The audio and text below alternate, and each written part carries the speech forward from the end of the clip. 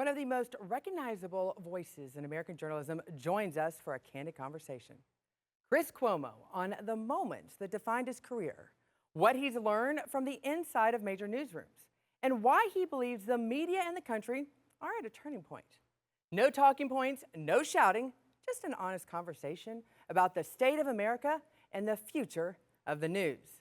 I'm Scottie Nell Hughes, and the state of America from Chris Cuomo's perspective starts right now.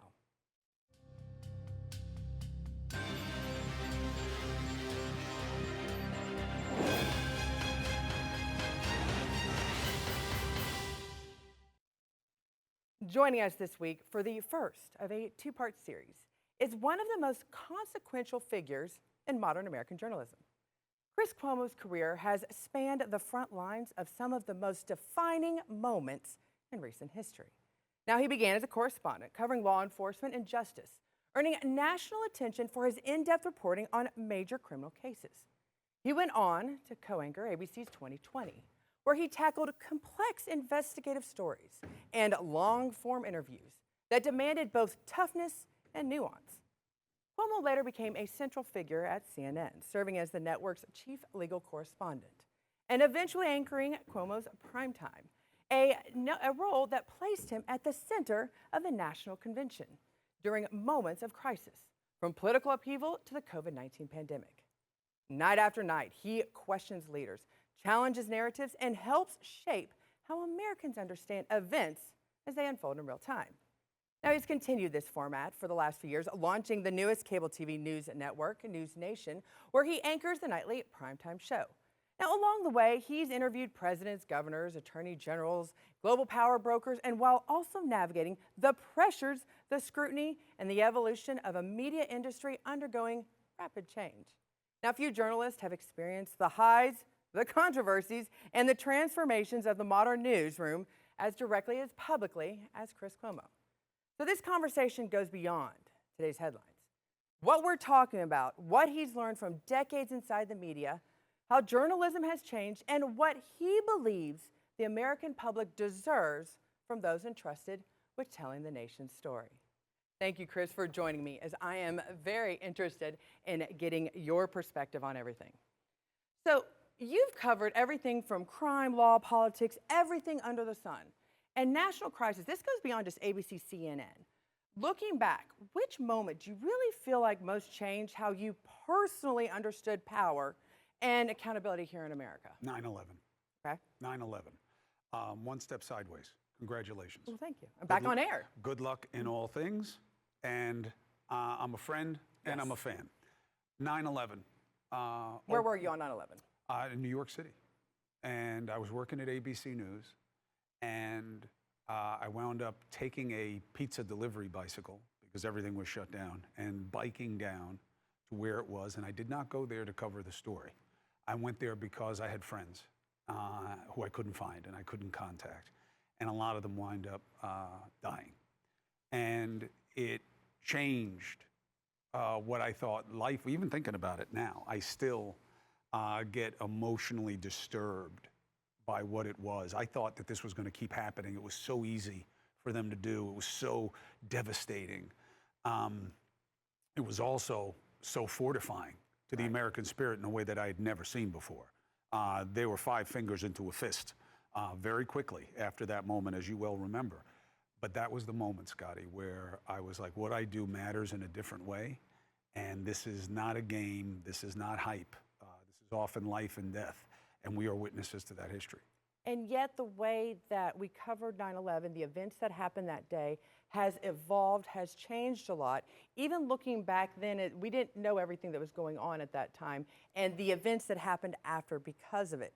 Do you wish that at the time, do you feel like that we were being told everything as the best as possibility when that day happened? I don't think it's ever the case. Okay. You know, I think that judging a moment in the moment is different than hindsight. That's why we say hindsight is 20/20. Do I believe it was a conspiracy? No. Do I think it happened? Yes, I watched it.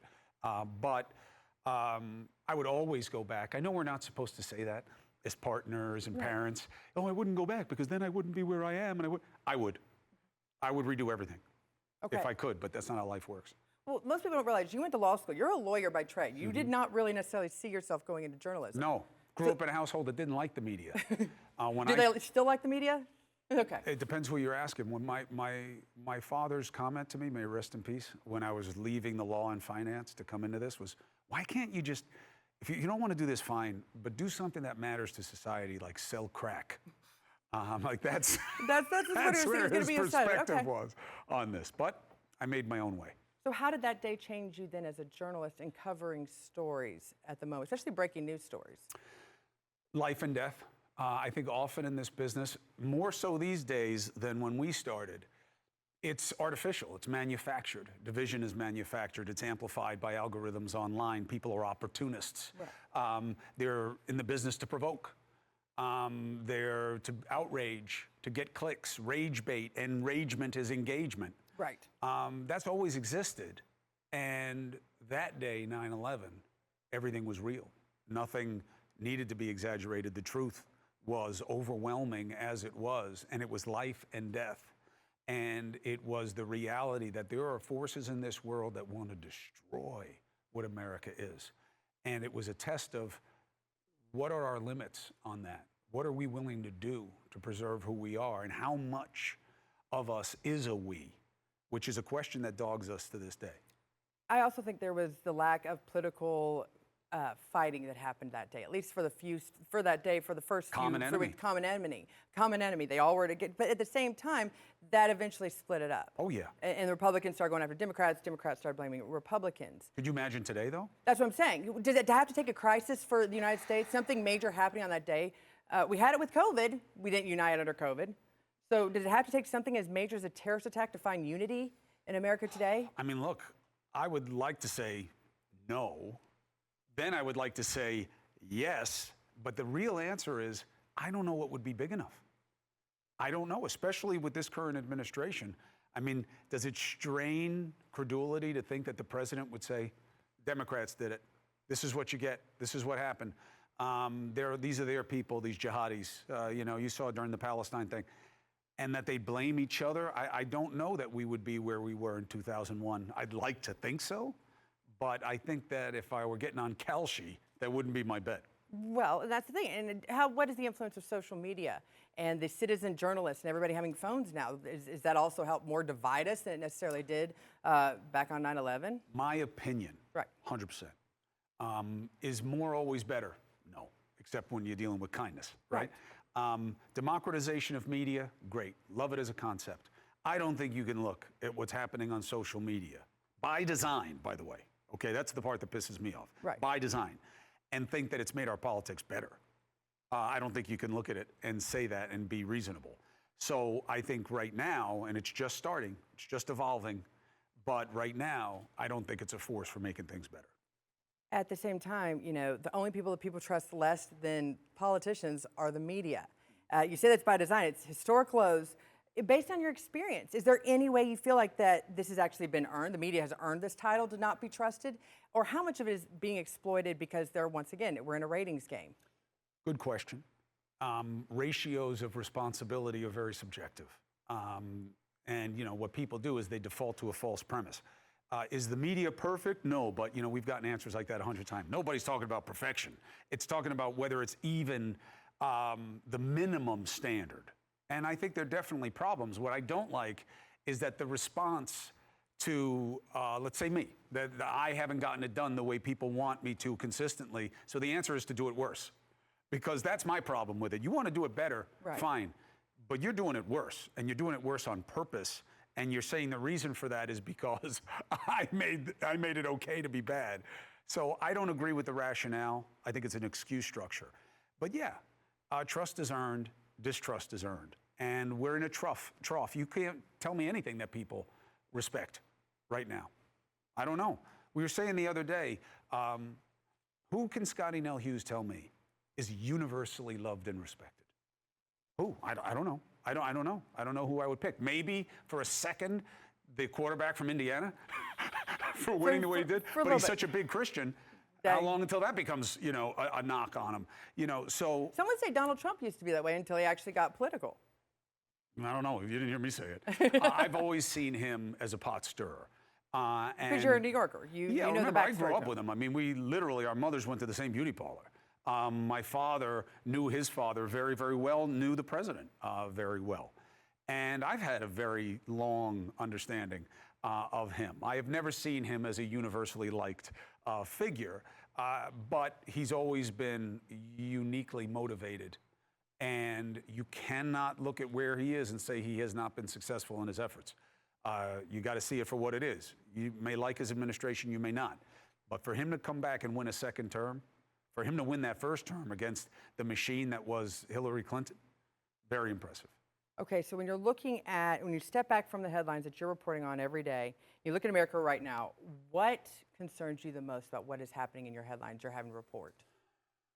The immediate concern is their origin. They're coming from an algorithm that is designed to deliver us the worst. And you can say, well, it's always been it bleeds, it leads.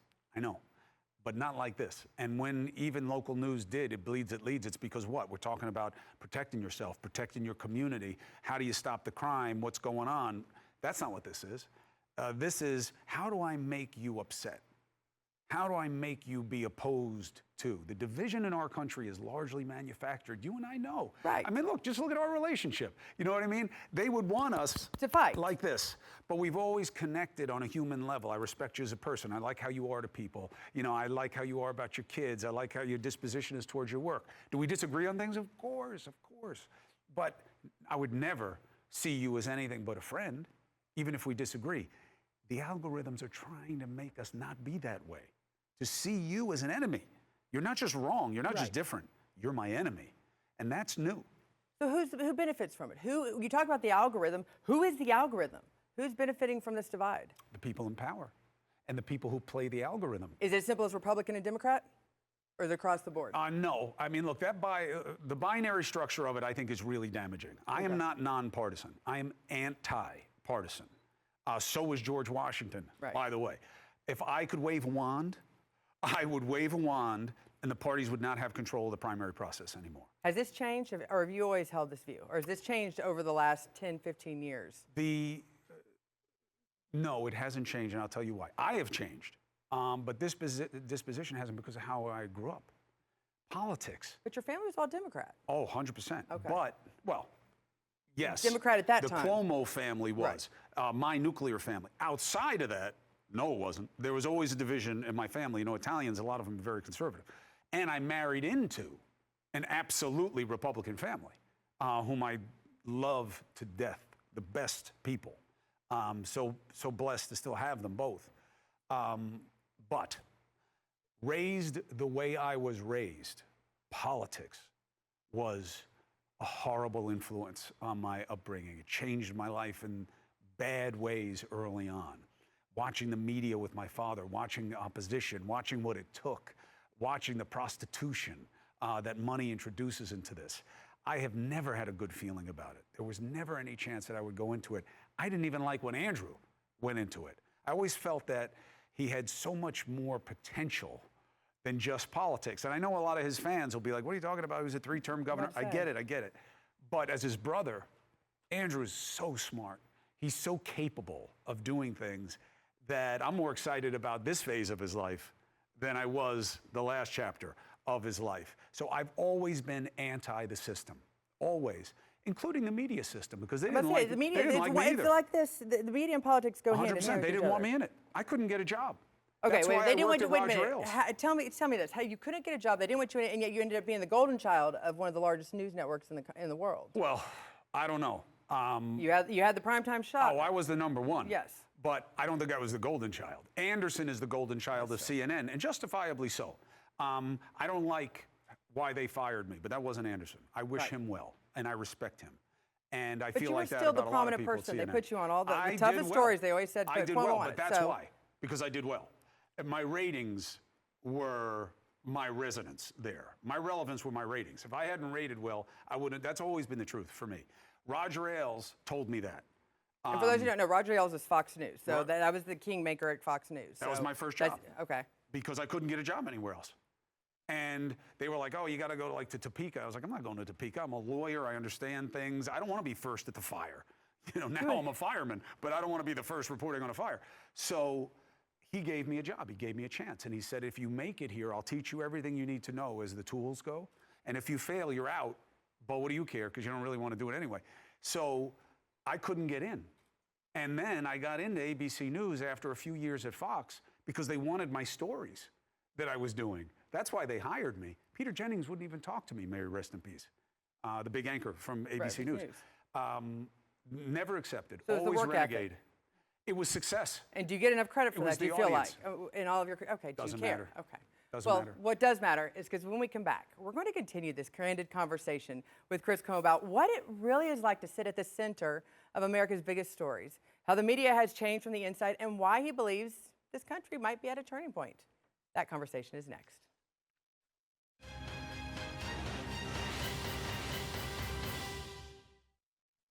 Welcome back. Before the break, we told you about a conversation that goes beyond headlines and talking points.